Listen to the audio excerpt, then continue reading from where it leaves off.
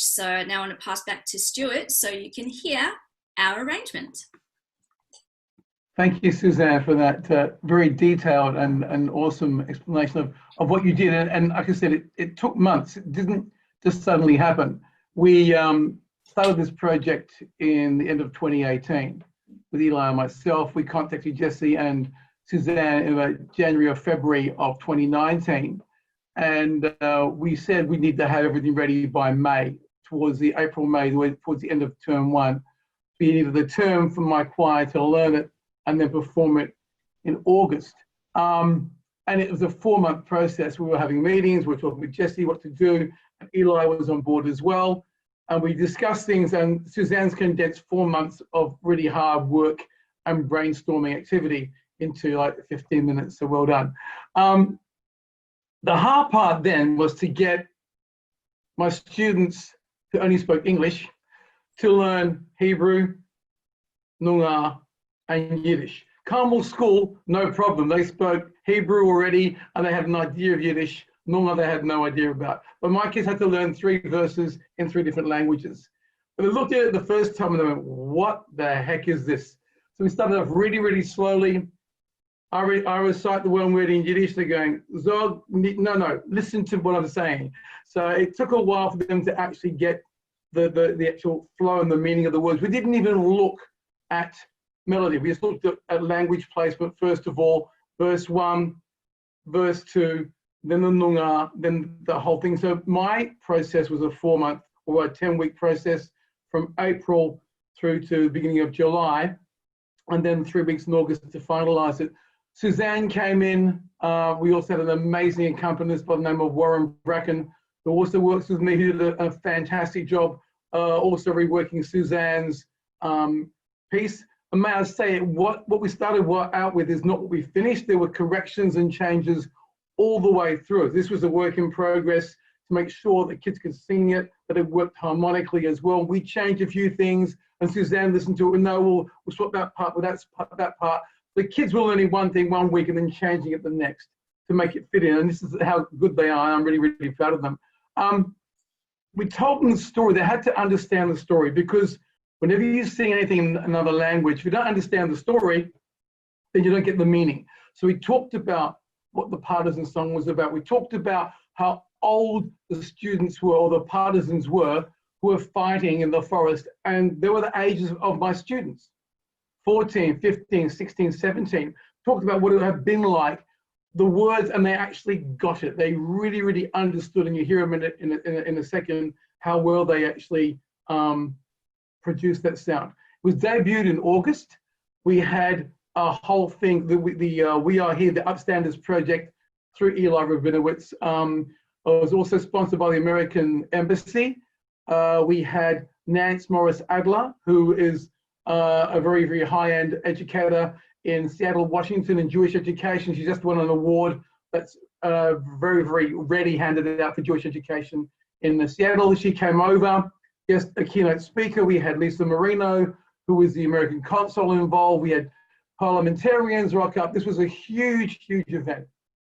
So my school, Ellenbrook Secondary College, is a government school. We are located on the northeastern corner of the Perth metropolitan area, near what's called Yagan country. Now, Jesse, do you want to quickly jump in and explain what Yagan country is for everyone so they can get a clearer understanding?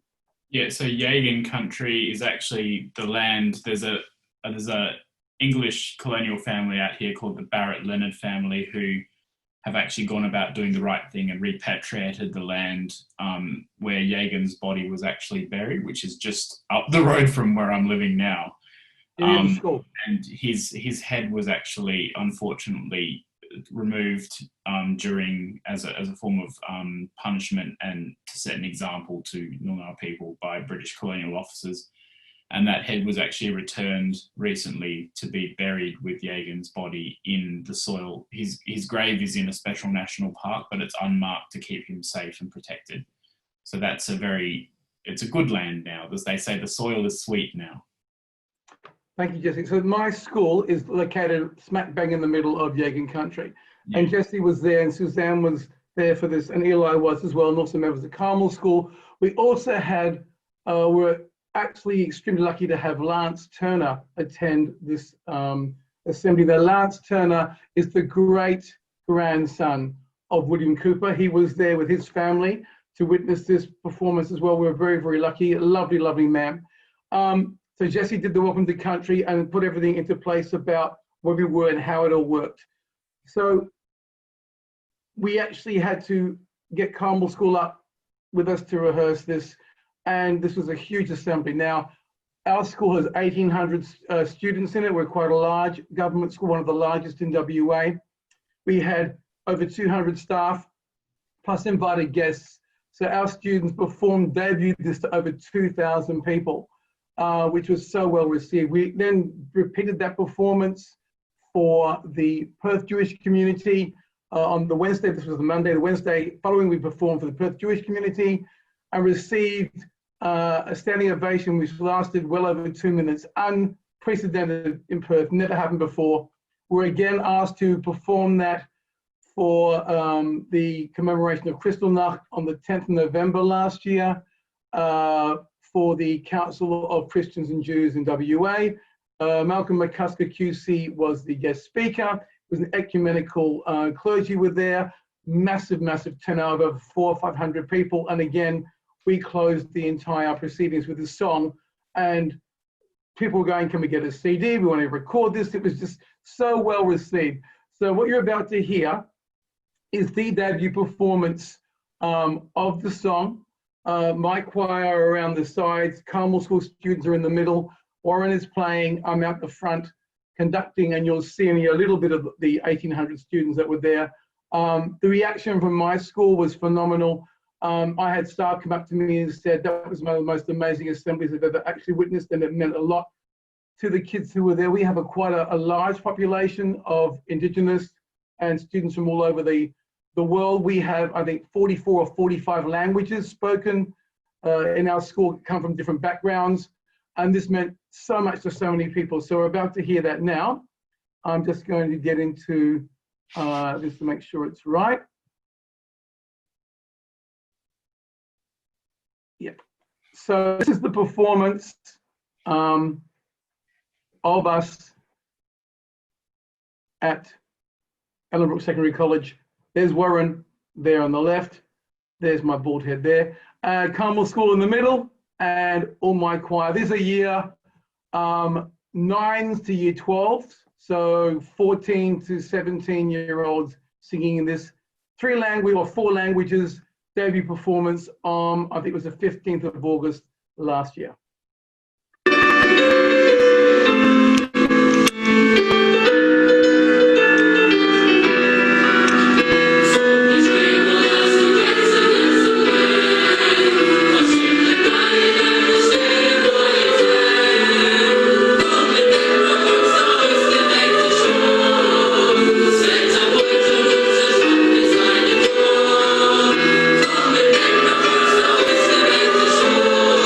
Thank you.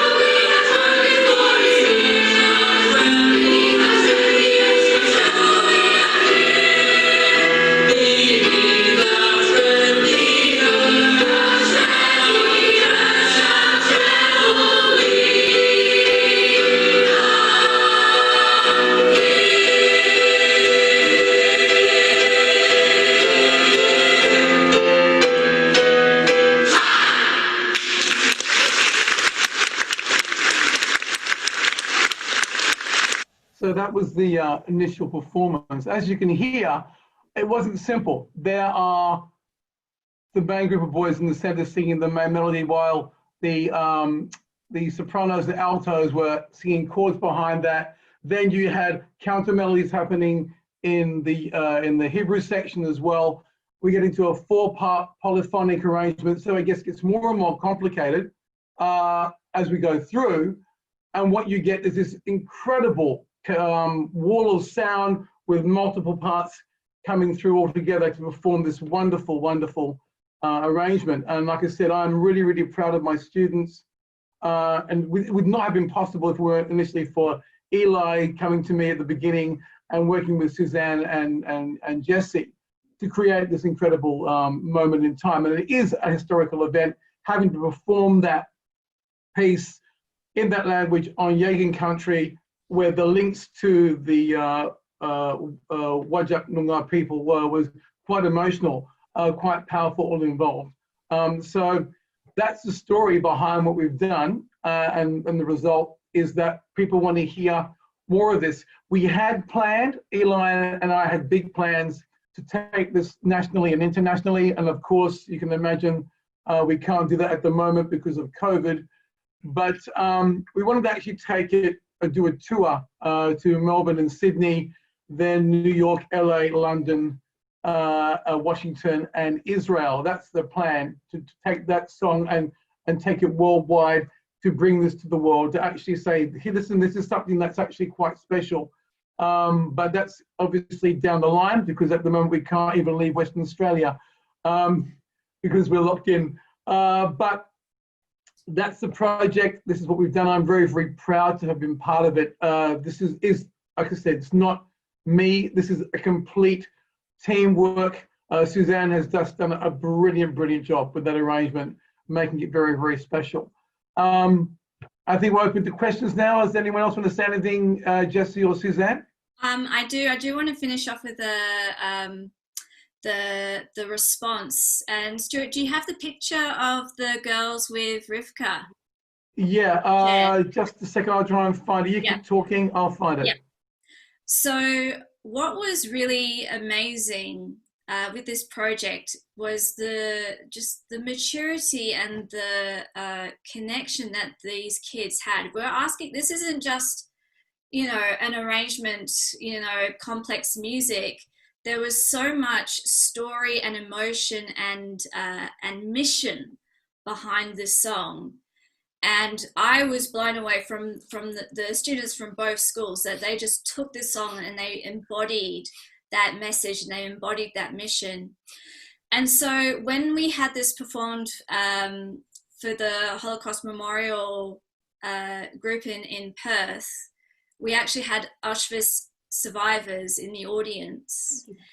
And there was this incredible moment which was caught on photo, which was some of the girls in Stuart's choir from Ellenbrook talking to Rivka Metellus. Am I saying that right? Metellus. Rivka Metellus. And I have sorry, Susan, I have the photo now. I can share it while you talk. Yeah. And this photo really sums up this whole project. Can you all see that? Yep.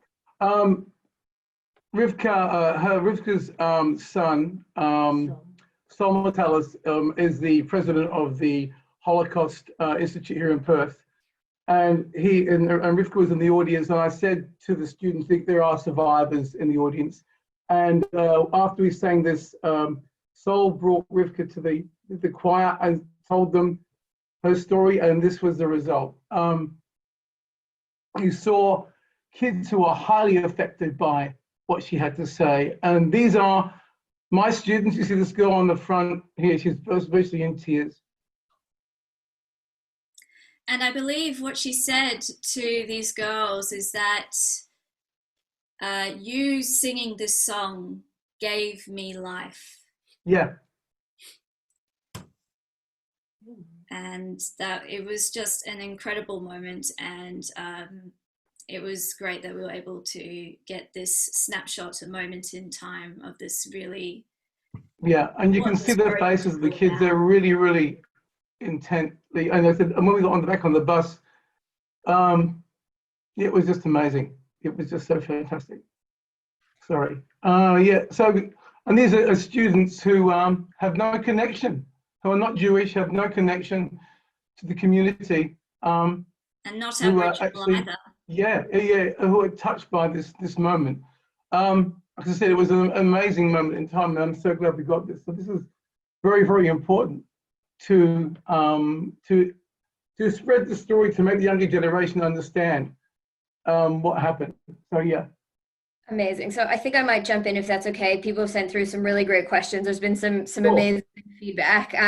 There've been a few people that have messaged me just asking if they could get copies of the lyrics and or the video if it's available on YouTube. So I don't know if it's possible to share those links, and we can maybe share them in the chat. The video is on YouTube. Amazing. And then there's multiple, because this was performed a few times. If you go to the WAH Foundation, wah.foundation.org. Yes, I'm getting the thumbs up from Eli. That's the website that has all the videos. It's got all the photos. If you want to see some responses by, I've forgotten the lady's name, but she was a parliamentarian that wrote an article. That was McCusker. Yeah, what was the name? That was oh my goodness, she's a member of. Yes, sure. Yes, sure. Thank you. Yes, sure. Yeah. Yes. And Malcolm McCusker as well. He wrote his response after hearing this piece as well. Lots and lots and lots of footage and photos and articles. And there's also a link if you do want to see what the partisan song looks like in Zulu or Mongolian. Check out those translations. They're all available on the website. There's wah.foundation.org. Amazing. So, Elise, did we have questions? Yeah. Yeah. So the first I'm gonna ask from Rachel is for Jesse. Who translated the concepts expressed in Hebrew and Yiddish for you, and did you know any Hebrew or Yiddish before the project? Hello. I actually did learn a little bit of Hebrew when I was studying Bible studies, but that's about it. I didn't know any Yiddish before that. I've learned more and more Yiddish now that I'm friends with Suzanne, and we speak it quite a lot. So it was learning for me as well. Amazing. Okay.